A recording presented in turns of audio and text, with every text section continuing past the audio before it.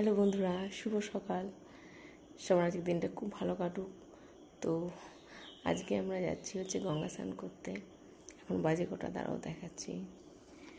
এই দেখো 4:15 বাজে। তো রেডি যাওয়ার জন্য, যেহেতু নীলের উপোস, তাই একটু গঙ্গা স্নান করতে যাচ্ছি। তো চলো দেখতে থাকো। তো আমরা এখন দেখো রাস্তায় প্রায় বেরিয়ে পড়েছি। এখানে দেখো পৌঁছে গেছি মুকুন্দনগর ঘাটে।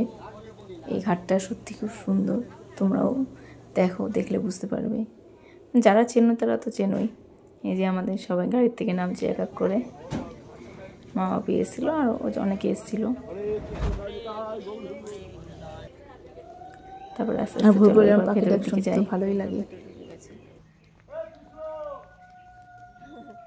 দেখো পুরো ফাঁকা, সুন্দর লাগছে, ফুলগুলো ফুটে আছে, দারুণ লাগছে। চারিপাশটা মনোরম পরিবেশ।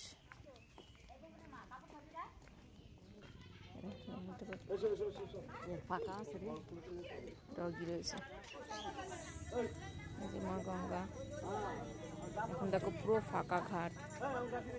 এই যে স্নান করবো এখন এখানে। এই যেটা আমার মা আর আমার ছোট মাসি কথা বলছিল, দুজন মিলে।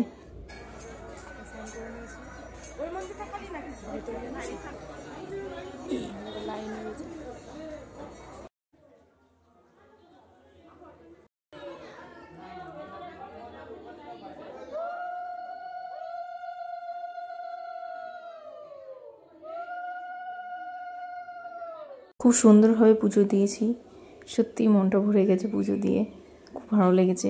যেহেতু তাড়াতাড়ি গেছি তাই জন্য ভিড়টা অত একটা ছিল না। আমরা যে বেরিয়েছি তখন থেকে ভিড় শুরু হয়েছে।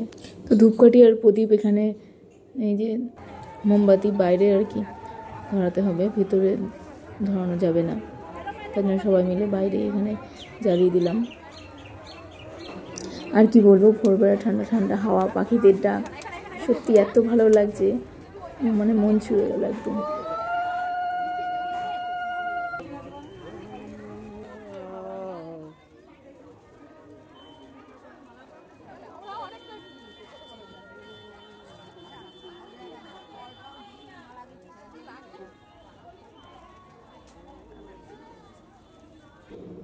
তো চলো, পুজো দেওয়া তো হয়ে গেছে। এই দেখো মন্দিরটা বাইরে থেকে দেখিয়ে দিলাম। এবার চলো বাড়ি ফেরার পালা। বাড়িতে মেয়েরা রয়েছে, হাজব্যান্ড রয়েছে, গিয়ে তো আবার পুজো দিয়ে রান্না বান্না করতে হবে। তো এই যে সবাই মিলে একটু ফটো তুলে নিলাম। সকাল সকাল বেশ ভালোই লাগলো, মনটা একদম ফ্রেশ হয়ে গেল পুজো দিয়ে। এবার বাড়ির দিক যাওয়া যাক, বাড়িতে গিয়ে আবার পুজো দিতে হবে।